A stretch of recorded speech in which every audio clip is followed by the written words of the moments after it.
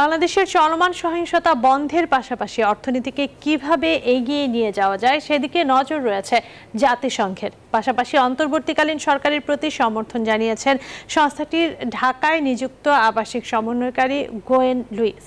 এদিকে অন্তর্বর্তীকালীন সরকারের ওপর প্রতিশোধের নীল নকশা নিয়ে একটি চক্র মাঠে নেমেছে বলে অভিযোগ করেছেন বিএনপি মহাসচিব মির্জা ফখরুল ইসলাম আলমগীর। আর অন্তর্বর্তীকালীন সরকারকে অভিনন্দন জানিয়েছে জাতীয় পার্টি।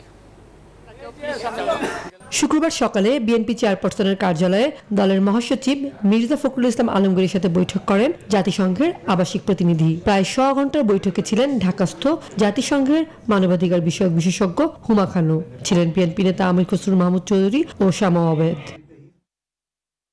বৈঠকে আগামীর বাংলাদেশ কিভাবে গড়ে তোলা হবে এসব বিষয়ে উন্নয়ন অংশীদার হিসেবে আলোচনা হয় জাতিসংঘ প্রতিনিধিদের সাথে।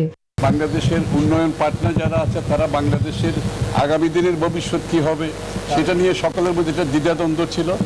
আজকে সকলের সেই সংখ্যা কেটে গেছে। UN is a major partner এবং তাদের সমর্থন প্রয়োজন আছে এবং তারা সেই সমর্থন দিতে রাজি আছে। শুক্রবার এক বিবৃতিতে বিএনপি মহাসচিব ফখরুল ইসলাম আলমগীর অভিযোগ করেন, অন্তর্বর্তীকালীন সরকারের বিরুদ্ধে কাজ করছে একটি চক্র। হুঁশিয়ারি দিয়ে বলেন, দলের নাম ব্যবহার করে যারা কোনো ষড়যন্ত্রের অংশ নেবে তাদের বিরুদ্ধে সাংগঠনিক ও আইনি ব্যবস্থা নেওয়া হবে।